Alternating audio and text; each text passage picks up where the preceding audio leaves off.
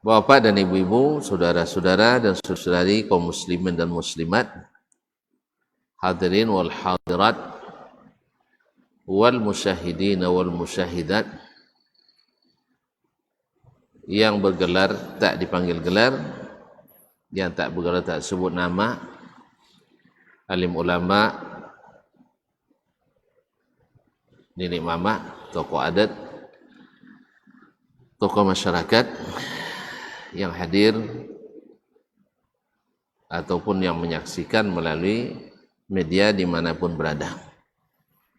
Alhamdulillah kita mendapat izin darinya di hari ini, di Sabtu pekan pertama di bulan Desember ini, kembali kita melanjutkan belajar bersama, mengingatkan yang lupa, mengokohkan yang masih ingat.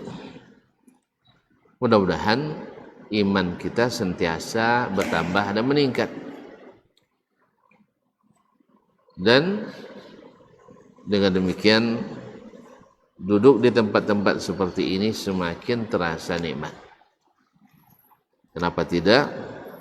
Karena Allah berjanji melalui Nabi SAW, tempat-tempat ini dikaruniakan as-sakinah, kemudian diliputi rahmat, dan dikelilingi oleh aparat langit, itu para malaikat, dan dibanggakan Allah di masyarakat atas. Dan di ujung pertemuan kita dapat yaitu bingkisan berupa ampunan. Qumu maghfuran lakum. Nah, oleh sebab itu sangat-sangat patut kita bersyukur kepadanya. Untuk itulah kita selalu hadir, supaya kita selalu bersyukur padanya. Selanjutnya salawat dan salam kepada Nabi kita alaihi salatu wassalam, yang mengajarkan kepada kita bagaimana sebenar-benar bersyukur.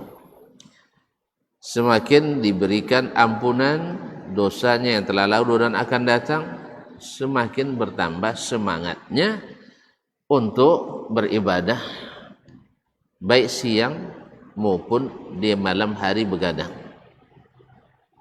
Sampai-sampai istrinya yang disayanginya, Aisyah radhiyallahu anha, merasa heran dan mempertanyakan, alaysa qad ghafarallahu laka ma taqaddama min dzambik, bukankah dosamu yang telah lalu dan yang akan datang diampuni Allah SWT?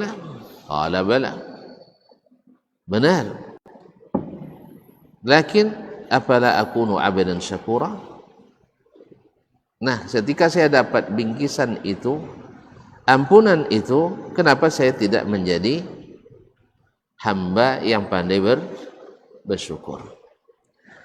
Oleh itu sekali lagi salawat dan salam kita haturkan dan kita hadiahkan untuk Nabi besar Muhammad sallallahu alaihi wasallam. Mudah-mudahan dengan selalu berselawat, doa kita diijabah Allah tabaraka wa taala, dan di hari kiamat nanti berhak pula kita hendaknya mendapatkan syafaat darinya, dan mudah-mudahan dibangkitkan dekat-dekat dengannya, dapat minum di telaga yang bila minum di telaganya kita tak akan dahaga selamanya. Bapak dan ibu, saudara-saudari yang saya muliakan, jadi kita lomba arba'in hari ini, yang sudah hafal 40 tak jadi juga nampaknya. Yang hafal 30?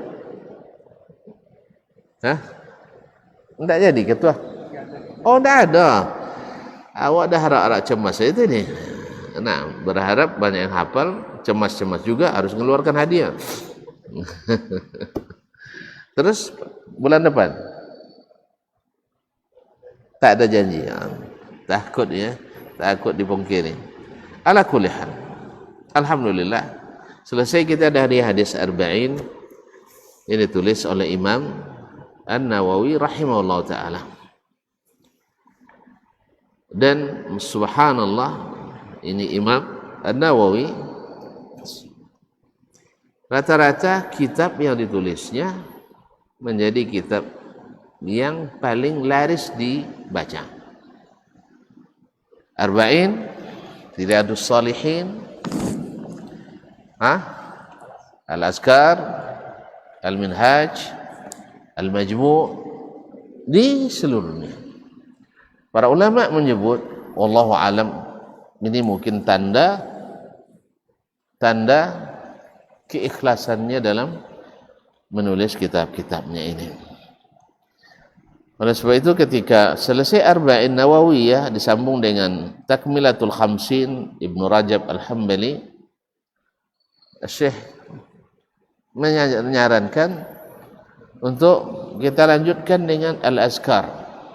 Nah, kitab Al-Azkar, Hilyatul Abrar wa Syi'atul Akhyar fi talkhisi ad-da'awati wal azkar al-mustahabbati fil laili wan nahar. Ada yang hafal judulnya tadi? Sekali baca. Al-Azkar saja, taib. Al-Azkar, Hilyatul Abrar wa Syi'atul Akhyar fi talkhis ad-da'awati wal azkar fil laili wan nahar. Al-mustahabbati fil laili wan nahar. Kitab ini sesuai dengan namanya, Al-Azkar. Jadi yang dominan di dalamnya adalah Al-Azkar, zikir yang merupakan hilyatul abrar, perhiasan bagi orang-orang yang taat, orang-orang yang berbakti. Dikatakan fulanun barrun bi abihi wa ummihi, fulan berbakti pada ayah dan ibunya. Makanya dalam Al-Quran disebutkan tentang Nabi Isa alaihissalam, wa barran bi walidati, yaitu berbakti kepada ibuku. Jadi dia adalah hilyatul abrar, merupakan perhiasan bagi orang-orang yang taat. Subhanallah, orang-orang yang selalu taat, selalu berzikir. Orang-orang berzikir, ya, selalu Allah berikan ketenangan. Subhanallah. Sampai ada diceritakan seorang kepala suku dari Bani At-Tai, dari An-Nakhai, la ilaha illallah, diberitahukan kepadanya, dia sambil duduk ihtiba muhtabian, duduk sambil menungkatkan kedua lututnya ke dagunya, kemudian diikat dengan sarungnya. Tak pernah nengok orang duduk kayak gitu. Kalau duduk begitu namanya ihtiba. Jadi lutut ini ditongkatkan, kaki dilipat,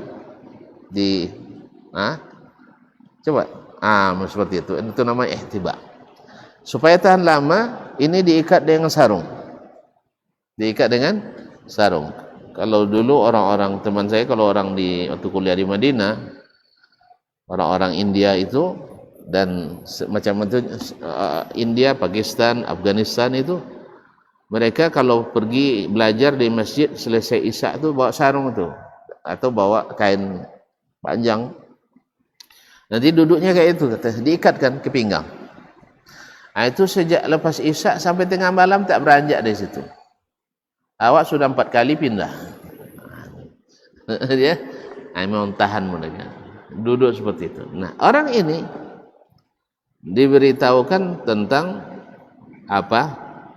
bahwa anak saudaranya membunuh anaknya sendiri. Jadi keponakannya membunuh anaknya. Santai dia jawab, seperti tetap berzikir, asa rabbah. Ini orang telah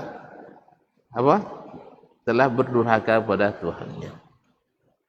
Terus dikabarkan mau dikuburkan lagi, ya diselenggarakan, mudah-mudahan menemui Rabbnya dengan tenang tanpa bergerak. Jadi orang yang selalu zikir pada Allah SWT, orang-orang yang berbakti pada Allah Ta'ala, selalu keluar dari lisannya zikir, selalu keluar dari lisannya zikir. Sehingga zikir itulah yang membuatnya tenang. Ala bi zikrillah tatmainnul qulub. Kenapa dia bisa tenang? Dia paham sekali anak meninggal berarti kan musibah. Kalau dia berzikir inna lillah, alhamdulillah, inna lillah wa inna ilaihi raji'un, apa balasannya? Ulaika alaihim salawatun min rabbihim wa rahmah. Mereka dapat salawat dari Rabb mereka. Apa makna salawat dari Allah untuk hambanya? Tak tahu ya? Berdoa. Arti salawat kan dia doa kan? Masa Allah berdoa untuk kita? Bukan. Salawat di sini maknanya adalah tahiyyat, yaitu penghormatan demi penghormatan Allah berikan kepadanya. Diberikan kepadanya. Wa rahmat dan rahmat. Dan disebut ulaika humul muflihun. Mereka orang yang beruntung. Masya Allah, mati anaknya tapi beruntung. Iya. Sebagaimana dulu ashabul ukhdud dibakar hidup-hidup di dalam parit, disebut Allah wa dzalikal fawzul kabir. Itu adalah kemenangan yang besar. Masa kemenangan besar? Iya. Walaupun dibakar hidup-hidup, tapi lisan mereka tidak mau mengucapkan kecuali la ilaha illallah. Zalikal fawzul kabir. Masyaallah kiram dirahmati Allah. Makanya kita dapatkan saudara-saudara kita sekarang di Palestina, di Gaza misalnya, anaknya berlumuran darah, seorang ibu dengan tenang mengatakan, ya Allah, ini hadiah saya untukmu sebagai tebusan Masjidil Aqsa, Baitul Maqdis. Jadi dari bahan apa ibu ini dibuat ini? Beda dengan kita? Enggak. Tapi hatinya selalu berzikir pada Allah Subhanahu wa taala. Cobalah ibu kita, anaknya mati. Meraung-raung. Apa sebab? Zikir kosong dari hatinya. Makanya Syekh menyebut ini ada hilyatul abrar. Hiasannya orang-orang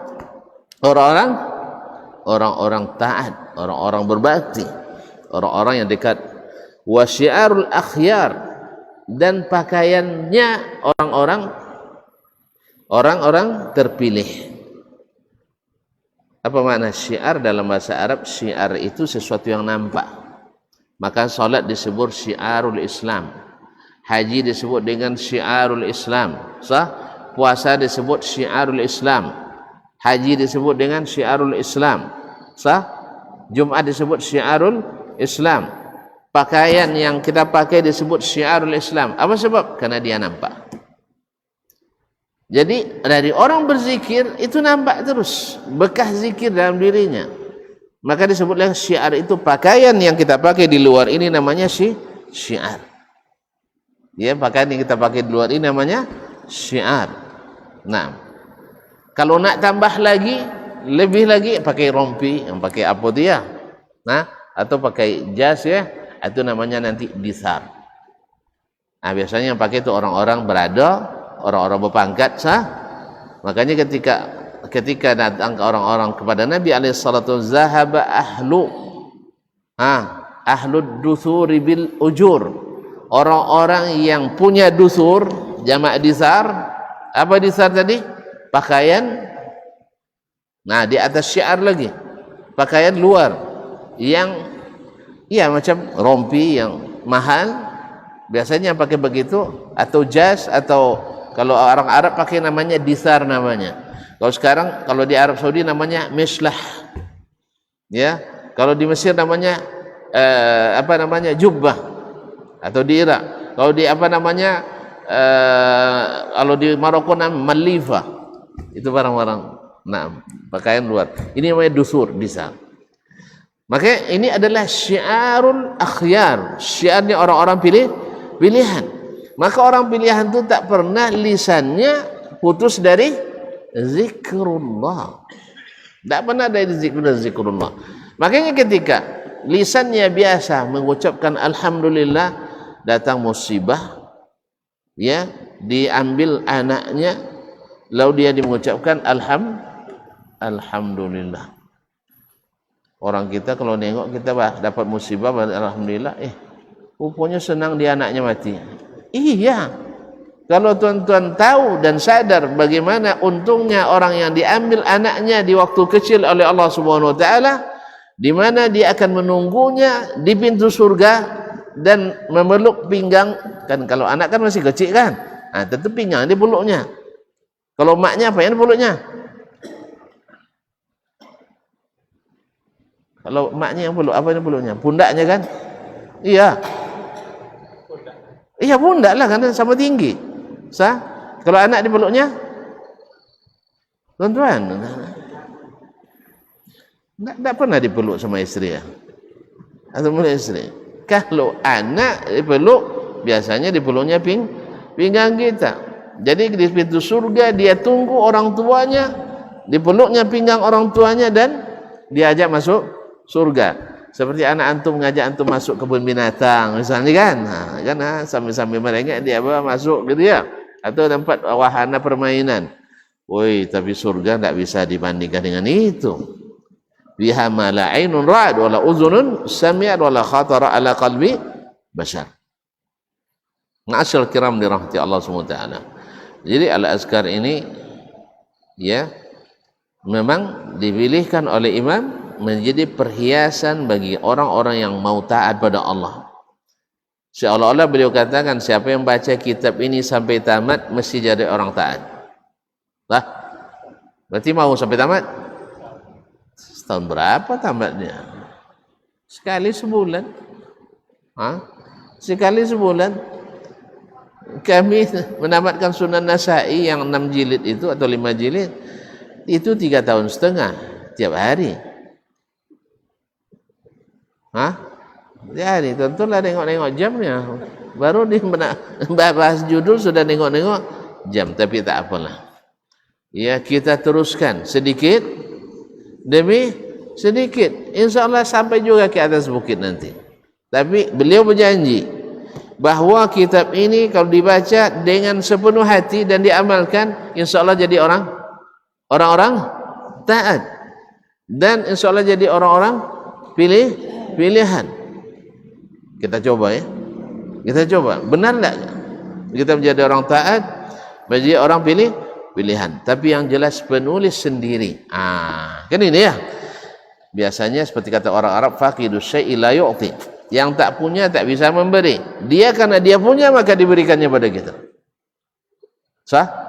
Karena dia punya maka diberikannya kepada kita. Jadi fi talkhisid da'awatil wal azkar berupa ringkasan doa-doa dan zikir al-mustahabbati fil laili wan nahar, yang dianjurkan, dicintai di sisi Allah di waktu siang dan malam, atau malam dan siang. Nah, betul enggak Imam An-Nawawi rahimahullah memiliki ini? Ayo kita tengok sedikit ya tentang Imam An-Nawawi rahimahullah ta'ala. Saya ingin tahu, ada yang hafal nama beliau? Nama ustaz aja tak hafal ustaz, apalagi nama Imam An-Nawawi. Imam An-Nawawi rahimahullah, itu nama atau nisbatnya? Nisbatnya. Kalau orang kita bilang Nawawi bang namanya. Mana ke rumah Ustaz Nawawinya kan? Ustaz Nawawi. Nawawi yang mana? Hanya Ustaz Zawawi misalnya kan? Jadi memang namanya Nawawi. Tapi kalau ini bukan namanya, tapi nisbahnya. Dia dinisbatkan, jazakallahu khairan, dia dinisbatkan ke kampung Nawa. Lebih kurang 2 marhalah dari Damaskus. 2 marhalah 4 parsakh. Ini bahasa-bahasa tidak kami kenal, bahasa sekarang aja lah pakai, ya kan? Marhala itu 4 parsa. Lalu apa namanya? Dan 2 marhala itu adalah perjalanan sehari semalam. Perjalanan sehari semalam dengan naik Mercedes, naik onta atau naik sepeda, ya, naik onta sehari semalam. Berapa kilo itu? Berapa kilo? Tidak pernah coba? Hah? Tidak pernah coba? Cobalah. Ya, dulu sehari semalam itu ditempuh sejauh 82 kilometer. Makanya Imam Asy-Syafi'i menyebutkan kapan baru boleh mengqasar salat bagi musafir? Bila sampai perjalanan sehari semalam. Jelas? Sehari semalam, yaitu diukur oleh perjalanan orang masa itu 2 marhala. 1 marhala itu sekira 40 kilometer. 2 kali 40, 80 kilometer. Jelas ya? Naam. Ya, kita coba ya. Jalan ya, naik onta dari Kuok sampai ke Pekanbaru misalnya. Perjalanan sampai sehari semalam itu sih? Tidak sampai ya? Nah, berarti lebih. Tapi orang dulu, karena jalannya kan tidak seperti sekarang. Iya, jalannya tidak seperti sekarang. Kalau jalan lurus seperti ini mungkin lebih cepat. Nah, cobalah dulu jalan kaki. Nah, ala kulli hal. Ma'asyiral kiram dirahmati Allah SWT, beliau berasal dari kampung. Dan rata-rata yang isi kota itu adalah orang kampung juga. Coba tengok. Mulai dari gubernurnya sampai wali kotanya, rata-rata orang kampung. Coba siapa gubernur kita sekarang? Tak ada yang tahu. Ini masih Mas Suryo enggak? Siapa gubernur kita ya? Siapa? Pak Samsuar dah mengundurkan diri. Dia nak maju lebih tinggi, jadi anggota DPR RI. Nah, sekarang siapa gubernur? Bapak Jenderal ya, Brigjen ya. Pak Brigjen Edi Nasution Purnawirawan ya, TNI. Nah, rupanya belum sampai berita ke sini ya. Undanglah Bapak tuh ke sini. Nah, ya, pas acara pengajian kita bawa sini. Ya, nah, supaya dapat ngaji Al-Azkar Imam An-Nawawi rahmatullahi taala alaihi. Taib, gimana Imam An-Nawawi? Coba kita lihat sebentar tentang Imam An-Nawawi rahmatullahi alaihi. Beliau disebut ya dalam biografi dalam banyak kitab. Pertama disebut Al-Imam. Al-Imam biasa. Kalau ada pengikut, ada makmum, berarti dia imam. Dan imam ini ada 2 macam. Imam bagi orang-orang yang bertakwa, imam bagi orang yang takwa.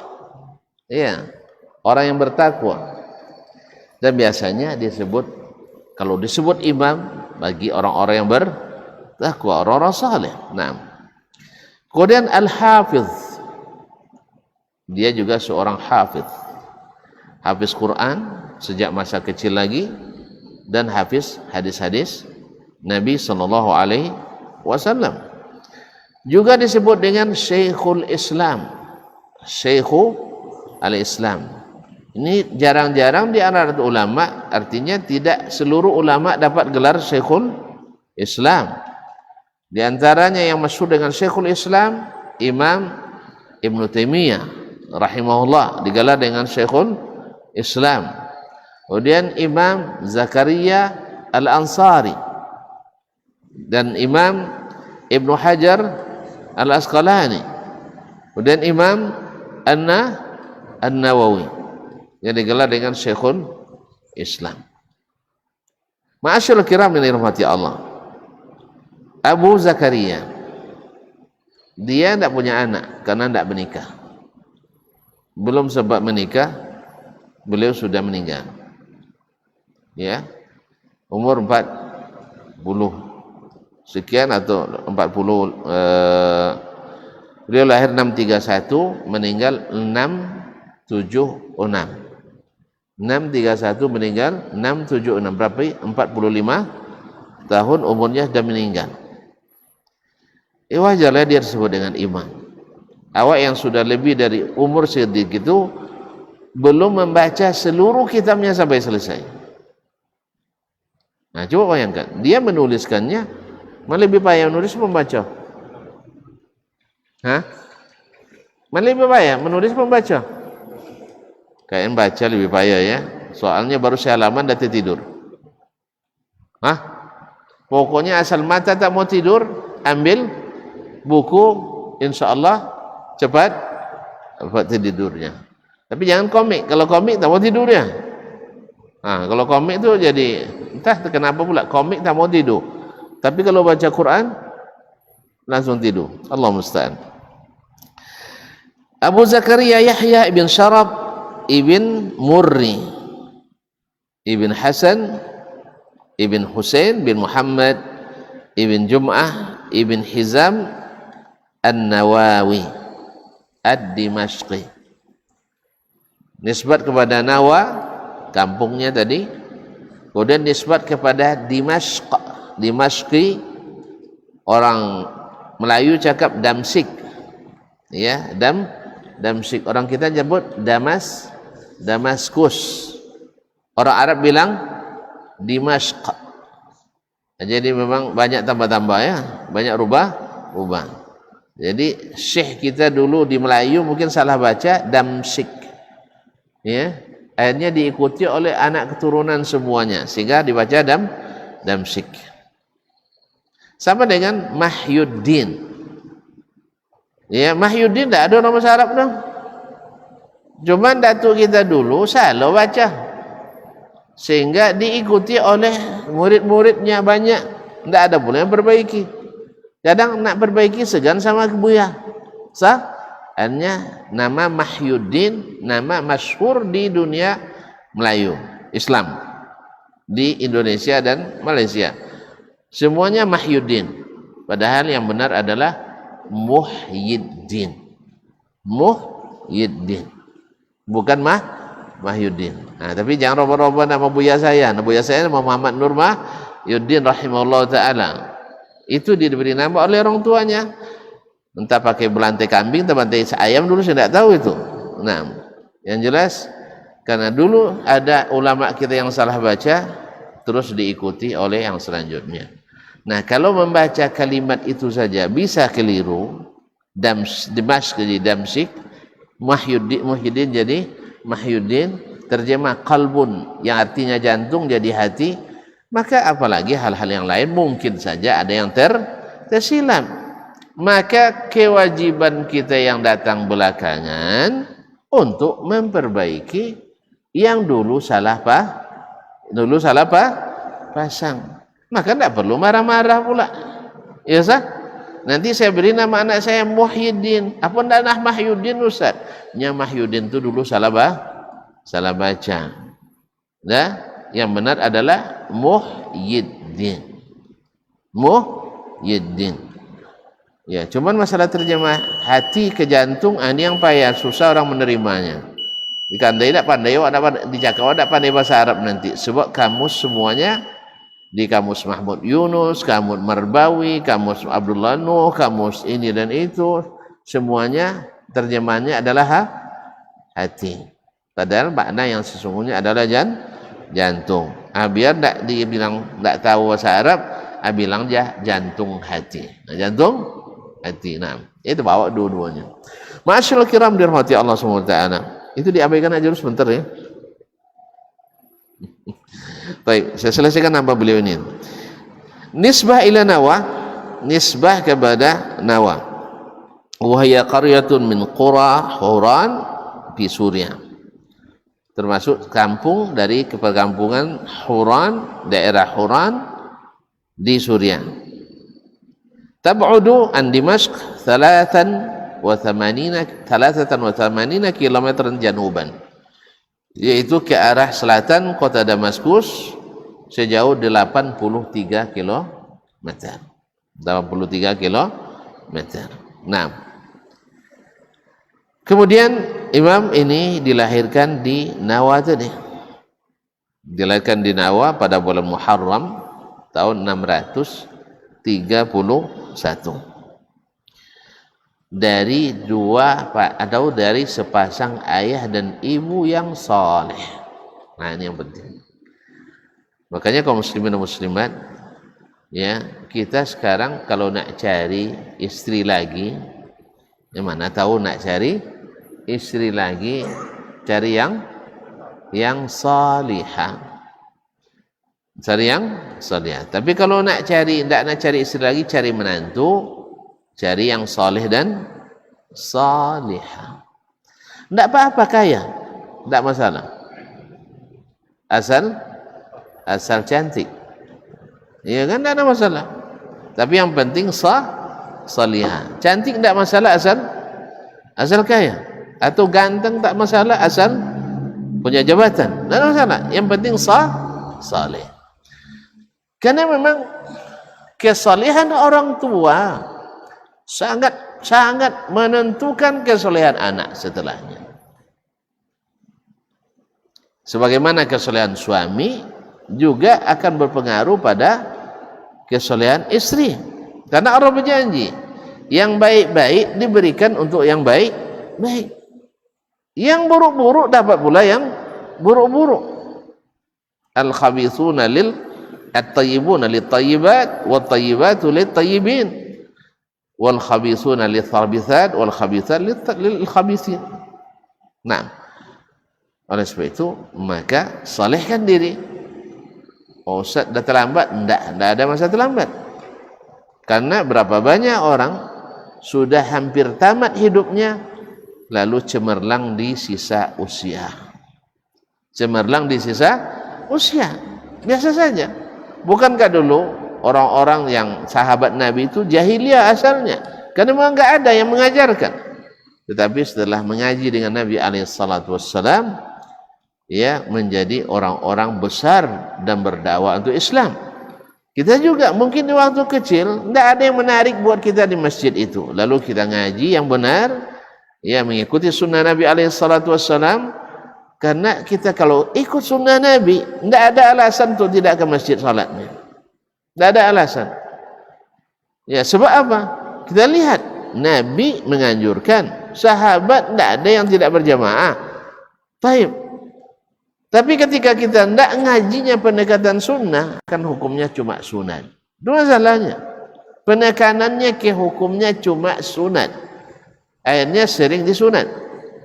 Ini tidak jadi dilaksanakan. Salatlah dulu ketua. Ini rapat penting ini. Ya, rapat penting berkaitan dengan nasib umat. Seolah-olah memikir nasib umat itu lebih hebat daripada salat. Anda lupa.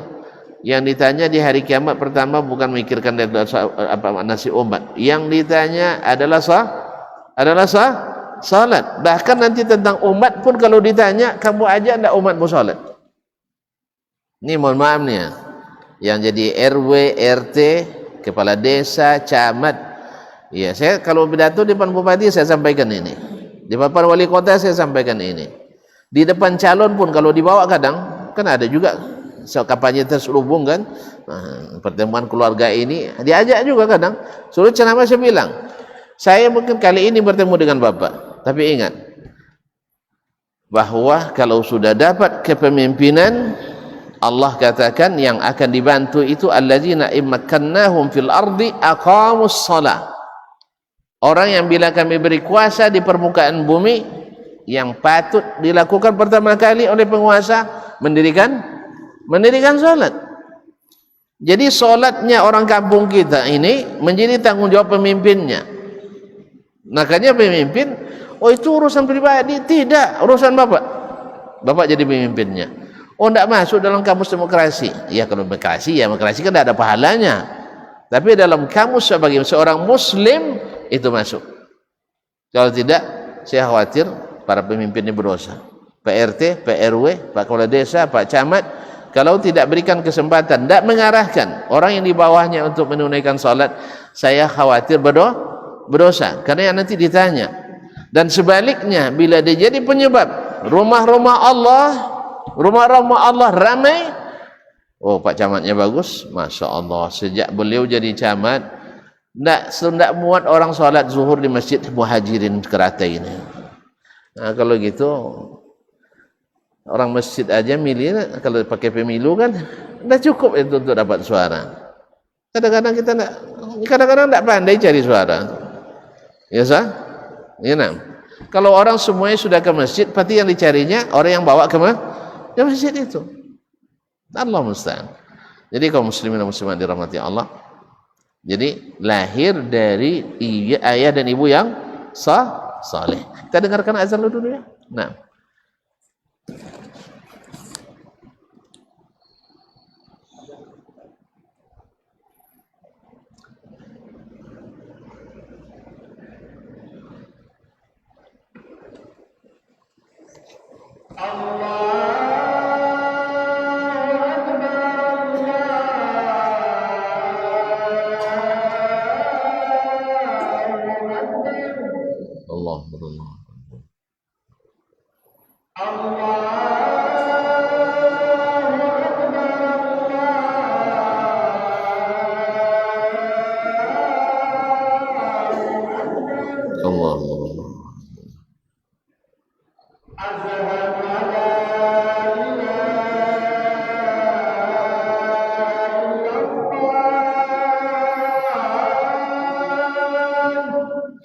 Asyhadu an la ilaha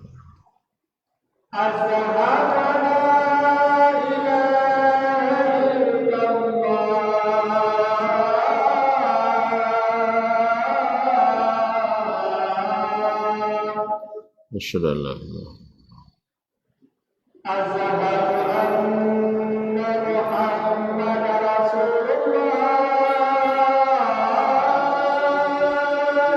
asyhadu an la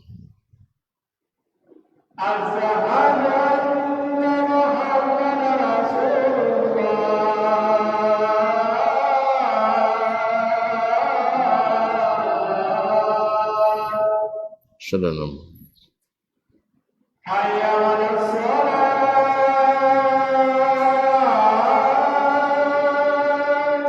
La haula.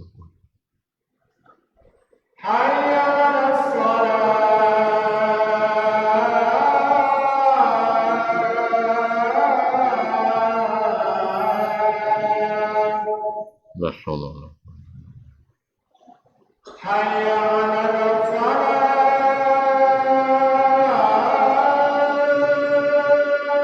La haula wala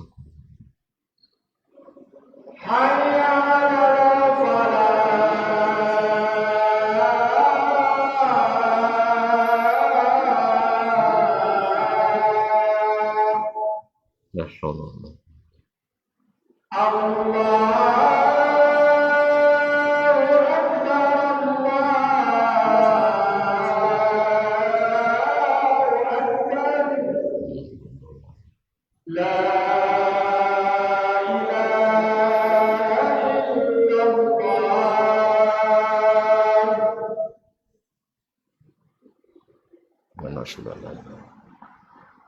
اللهم رب هذه الدعوة التامة والصلاة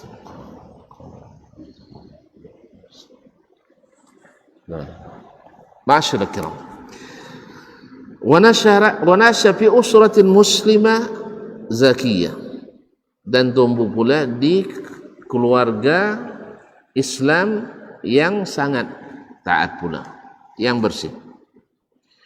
Wa ka'anna Allah azza wa jalla addahu li umurin idham, seolah-olah Allah yang siapkan dia untuk urusan-urusan besar. Wa hayya li khidmati hadzal Islam, dan disiapkan untuk memberi khidmat kepada Islam ini.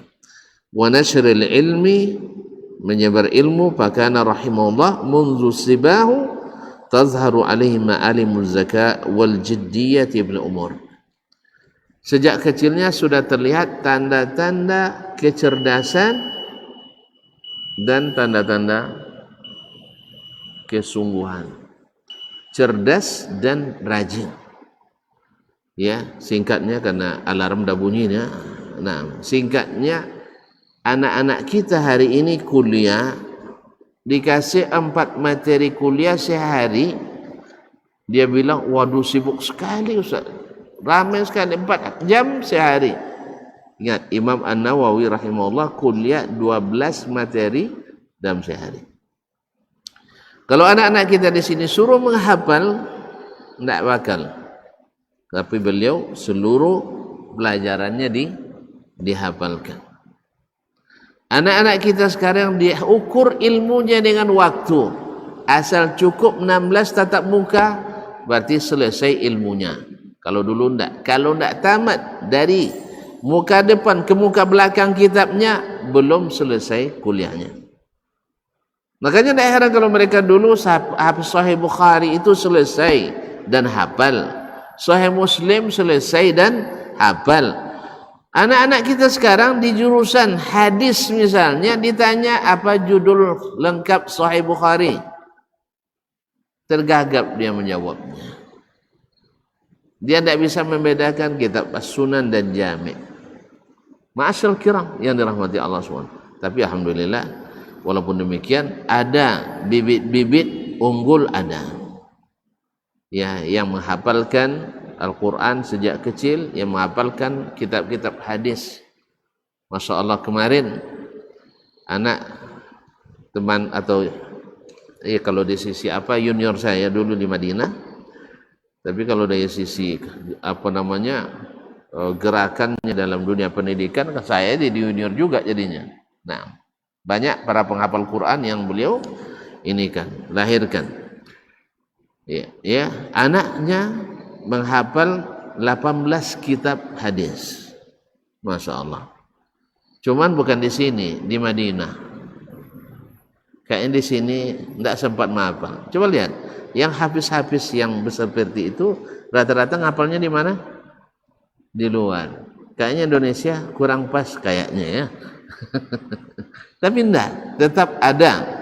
Makanya kita harus buat lingkungan-lingkungan para penghafal Al-Quran, pondok-pondok pesantren. Karena menghafal, bawa pulang, tengok TV, bawa HP, lebih hafal HP-nya daripada Al-Qurannya. Makanya masuk anak ke pondok itu saat ini, ya kalau boleh dipatuakan, saya bilang wajib. Masuk pondok itu wajib sekarang. Walaupun pelajaran umum yang dipelajari, tapi wajib mondok. Mana tahu anak saya punya keinginan jadi insinyur Ustaz. Tidak apa-apa, tapi pasti pondok. Sebab kalau di rumah nanti yang lahir nanti bohonda loju-loju, makan nomor 1. Kan ya? Disuruh kojo nanti dulu. Disuruh kerja pasti minta nanti dulu, tahu nanti dulu, tunggu dulu. Nah, kenapa? Semua alat yang membuat dia jadi pemalas ada di tempat kita. Permainan yang tak kurang. Semua jenis permainan, sejak permainan anak balita sampai batita sampai batika. Semua ada, main semuanya. Iya tak? Semuanya alat hiburan, semua hiburan. Akhirnya lahirlah generasi hiburan, pecinta hiburan, tak ada pecinta ilmu. Apalagi ada teori belajar sambil bermain, yang dominan mainnya. Apalagi kecenderungan pengambil kebijakan di negeri kita yang berhasil main tinggi apresiasinya. Betul kan? Gol dinilai 1 miliar. Sahih? Pandai menyanyi dikasih bonus sekian ratus juta, sekian miliar. Pandai olahraga sekian miliar. Tapi Masya Allah, jadi hafiz internasional, hadiahnya kadang dipotong pajak. Nggak ada apresiasi itu. Nggak ada apresiasi, betul kan? Ya, ini korbannya. 3 kali juara provinsi berturut-turut, bukan juara harapan, juara 1. Awak cerdas cermat ke 3 anggota. Dikasih piala 1. Akhirnya dengan alasan cuma 1 piala, tinggalkan terbupati. Nah, so dia kan diambil pialanya, ini bantinya untuk kalian. Kasih 50.000 jadilah waktu itu kan. Enggak. Coba yang kan. Ma'asyarul kiram nikmati. Pergi musabaqah nasional, naik Hercules. Naik Hercules. Tapi alhamdulillah lah diikut sertakan juga kan itu. Makanya kalau sempat antum atau siapapun, saya pesan, kalau antum jadi bupati, jadi camat, jadi presiden, jadi gubernur, jangan diulang yang lama-lama itu lagi. Tapi nampaknya masih tetap yang pandai menyanyi lebih berharga daripada yang pandai mengaji. Kan begitu? Oleh sebab itu sekarang ayo pondokkan semua anak kita supaya besok tidak ada lagi yang generasi penyanyi yang jadi pemimpin. Kan anak pondoknya dia memimpin. Nanti di saat itu pula akan kita lihat gaji guru TPA 10 dinar sebulan. 10 dinar sebulan. Bagus ya? 10 dinar sebulan, tahu? 1 dinar berapa? 2,5 juta. Iya, kali 10, 25 juta sebulan. Awak dosen mana ada? Sah? Nah. Tapi entah kapan, Allahu a'lam. Maka jadikan anak-anak kita orang-orang saleh, orang-orang yang berilmu dan mengamalkannya. Kita tidak butuh orang cerdas, tapi kita butuh orang-orang yang menerima ilmu dan mengamalkannya. Orang cerdas hanya jadi ahli syubhat banyak.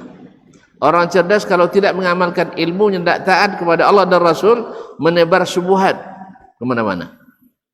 Tapi kalau seandainya dia cerdas dan taat, akan membawa orang kepada ketaatan pada Allah dan Rasul.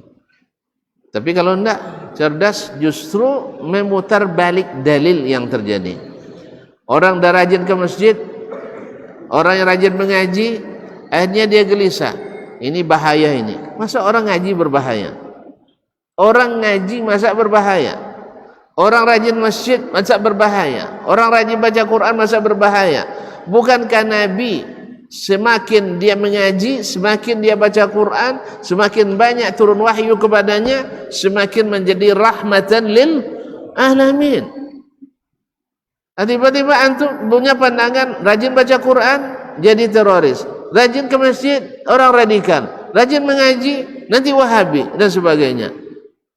Jadi akhirnya kita membantu syaitan untuk menghalangi ilmu sampai kepada masyarakat. Tadi saya katakan hal-hal yang sederhana saja, guru-guru yang kita dulu ada yang kadang keliru. Bukan semuanya keliru, jangan salah paham. Kebanyakannya enggak. Nah, yang sedikit-sedikit ini kalau terlalu fatal kelirunya kita luruskan. Kalau tidak, ya enggak apa-apa. Ya, kalau tidak terlalu fatal, dikatakan. Misalnya yang fatal menghanyutkan kepala kerbau ke teluk-teluk sungai dengan alasan jangan diganggu oleh makhluk halus. Batal enggak kesalahan ini? Batal enggak? Ini enggak bisa enggak diingatkan. Soalnya semua amalannya nanti batal gara-gara itu. Salatnya walaupun dia saf pertama terus, walaupun dia jadi imam di masjid, tapi itu yang dilakukannya batal amalannya. Walaqad uhiya ilaika wa ilal ladzina min qablika la in asyrakta la yahbatan amaluk. Jelas ya? Yang seperti ini. Atau masih berkeyakinan buka sasana silat harus disiram dengan darah ikan, darah ayam hitam terbang senja ke Ribo. Ribo masih ada. Masa-masa kami tua dulu masih ada. Nah, ya, dan sebagainya. Kalau itu ini mesti diluruskan karena ada kekeliruan. Saya dulu waktu pondok ada judul film namanya Wali Songo. Ini minta izin sama Buya, Buya film Islami boleh tak ikut? Kata Buya, kalau film Islami apalah. Itu awal masuk bioskop tu bang. Masuk bioskop. Ya, awak kira memang film Islami. Rupanya film sihir aja isinya. Iya men, punya. Itu isi rupanya. Jadi versi orang-orang film, orang-orang komik, orang-orang novel, Wali Songo itu adalah ahli sihir. Dianggap itu ilmu putih, ilmu aliran aliran putih. Sehingga kesesatan dibuat dua aliran, aliran putih, aliran hitam. Dua-duanya sebenarnya hitam. Cuma yang putih dicat semprot. Nah, dicat semprot. Dua-duanya aliran seperti itu, aliran hitam. Nah, kaum muslimin dan muslimat dalam hati Allah SWT. Rupanya setelah kita baca, ya seperti yang sering ditelaah oleh Ustaz Zainal Abidin yang lagi ahli bahasa itunya, ternyata Wali Songo itu tidak seperti yang digambarkan dan tidak seperti yang dibayangkan. Ya, tidak seperti yang digambarkan dan tidak seperti yang dibayangkan. Ada beberapa hal yang ijtihad mereka yang perlu diluruskan, iya. Karena mereka juga manusia yang tidak maksum dari kesalahan. Sebagaimana kita juga harus siap diluruskan oleh orang lain. Karena kita juga manusia yang tidak maksum. Jelas? Nah, kalau jelas, maka kita memerlukan lingkungan-lingkungan yang memang membantu untuk melahirkan anak-anak seperti Imam An-Nawawi ini. Imam An-Nawawi, insya Allah bisa. Karena kita juga terbuat dari daging, darah kita juga sama merah dan putih, sah? Empedunya juga masih kuning, sah? Dan minumnya masih minum air, dan juga makan karbohidrat. Cuma bedanya mereka daging lebih banyak, karbohidrat sedikit, awak karbohidrat lebih banyak, makanya cepat tidur.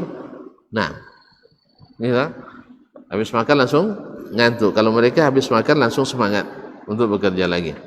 Baiklah kaum muslimin dan muslimat dirahmati Allah SWT. Kemudian beliau wafat tahun 676 dalam umur 45 tahun.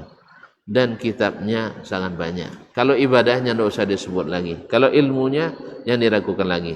Tapi ada beberapa hal yang perlu diperhatikan dari apa yang beliau cetuskan. Biasa sebagai seorang ulama, tentu saja seperti kata Imam Asy-Syafi'i rahimahullah, la a'lamu ahadan min ahli ilmi bis sunan ahata bi jami' sunan. Saya tidak tahu satu pun ulama yang ahli sunnah, yang menguasai hadis-hadis Nabi. Dia bertemu dengan Imam Ahmad, berguru sama Imam Malik, berteman dengan Al-Humaidi, Hafiz Makkah, bertemu dengan Ishaq bin Rahuya, dan masih banyak lagi. Sufyan bin Uyainah, Waqi' bin Jarrah, Abdurrahman bin Mahdi. Mereka orang-orang para hafiz sunnah. Tapi dia bilang tak satu pun dari mereka yang menguasai seluruh sunnah. Tak ada satu pun yang menguasai seluruh sunnah. Hatta Imam Ahmad bin Hanbal rahimahullah, yang dikatakan oleh Imam Abu Hatim Ar-Razi kepada anaknya Abdullah, hadis yang tidak diketahui oleh ayahmu bukan hadis. Tapi alhamdulillah ditemukan hadis-hadis yang tidak diketahui oleh Imam Ahmad. Ternyata dia juga hadis. Itu bahasa hiperbola. Itulah Allah Maha Suci, Maha Mengetahui. Sebab kalau ada satu pun ulama yang maksum dari kesalahan, maka dia itu diposisikan seperti Nabi alaihissalam. Maka karena tidak boleh satu pun ulama yang boleh diposisikan seperti Nabi, maka tidak diberikan kekhususan yang dimiliki oleh Nabi. Oleh sebab itu, mewajibkan seseorang ikut imam tertentu, ini adalah kesalahan fatal. Tidak ada dalam kamus ulama kecuali sebagian pemikir kontemporer, seorang seperti, ya anda usahlah sebut nama ya, nanti tersinggung pula tuan-tuan nanti. Tuan-tuan sangat baperan masalahnya. Ya kalau di kampus saya sebutkan, tapi kalau di sini nanti baperan. Wah, Syekh awak diburu-burukannya. Itu masalahnya. Ya Syekh. Tidak ada di kamus ulama sejak zaman Imam Abu Hanifah, lalu Imam Malik, Imam Asy-Syafi'i, Imam Abu Ahmad bin Hanbal, dia mengatakan kalian jangan ikut orang lain, ya ikut saya. Tidak ada. Ya, yang ada hanyalah Nabi sallallahu alaihi wasallam, jangan ikut yang lain katanya, ikut saya. Apa sebab Nabi mengatakan itu? Karena beliau maksum dari kesalahan. Sedangkan Abu Hanifah paham dia, saya ni bukan maksum, bukan Nabi. Malik paham dia, sehingga dia pesan jangan taklid kepada saya. Asy-Syafi'i mendalam pemahamannya, sehingga dia bilang kalian jangan ikut saya dalam segala hal. Imam Ahmad juga seperti itu. Saya manusia biasa, ijtihad saya tidak seperti sunnah Nabi SAW. Kalau jelas sunnah dari Nabi, tinggalkan pendapat saya. Tiba-tiba di abad ke-14 atau ke-15 Hijriah, ada sebagian pemikir yang mewajibkan bahawa kalau nak di Mekah, ahli sunnahnya mesti Hambali. Kalau di Madinah, mesti Maliki. Kalau di Pajajaran, mesti Syafi'i. Yang belajar Syafi'i tak benar. Kenalnya Imam Syafi'i juga enggak. Makanya akhirnya kita membuat pagar-pagar yang memisahkan umat Islam.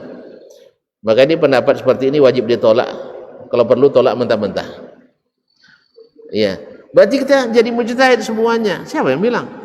Berapa banyak murid Imam Ahmad, murid Imam Syafi'i, murid Imam Malik, bukan mujtahid semuanya. Sah? Mereka bukan mujtahid semuanya.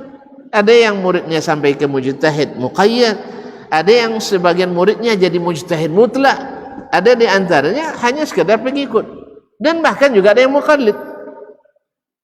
Tidak mesti kita jadi mujtahid. Allah musta'an.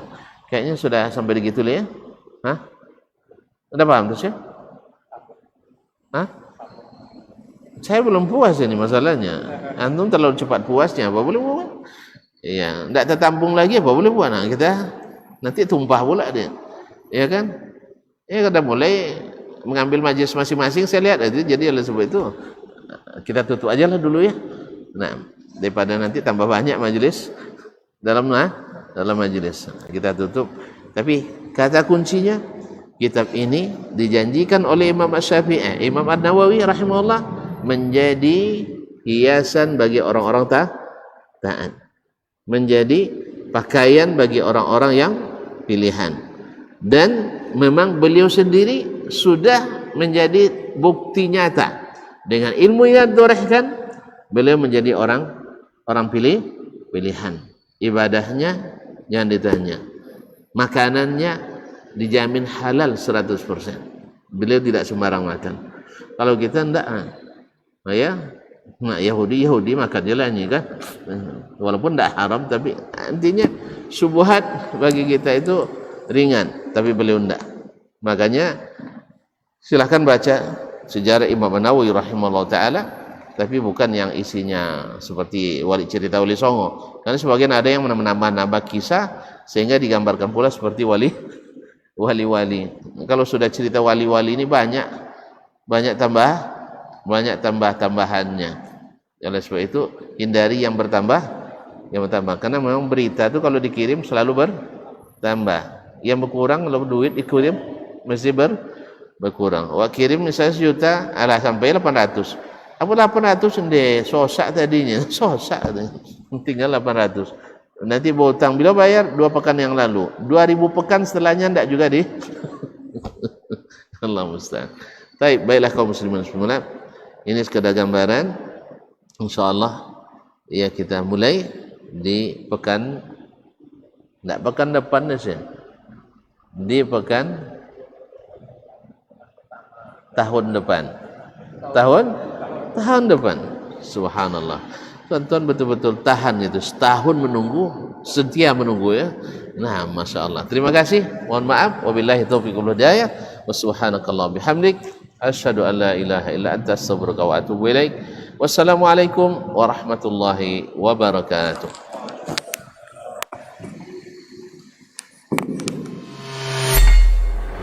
Di para sahabat itu, kaum muslimin, yang terbayang bagi mereka itu adalah infak, yang terbayang bagi mereka adalah sebuah kebahagiaan, keselamatan di akhirat yang kekal dan abadi di sisi Allah tabaraka wa taala. Semua kita boleh klaim sekarang. Kamu cinta Nabi? Cinta Ustaz. Cinta Nabi? Cinta Ustaz. Termasuk saya. Cinta Nabi? Cinta. Kapan tahunya? Besok di akhirat. Maka apa kata Nabi sallallahu alaihi wasallam? Amalur rajuli biyadih. Penghasilan yang terbaik adalah pekerjaan yang dilakukan oleh seseorang dengan tangannya sendiri. Wa kullu bai'in mabrur. Dan setiap jual beli yang mabrur. Ini aktivitas ini membantu saya di akhirat atau akan menyulitkan saya di akhirat. Kalau seandainya perbuatan itu ternyata akan menyulitkan kita di akhirat kelak, tinggalkan perbuatan itu.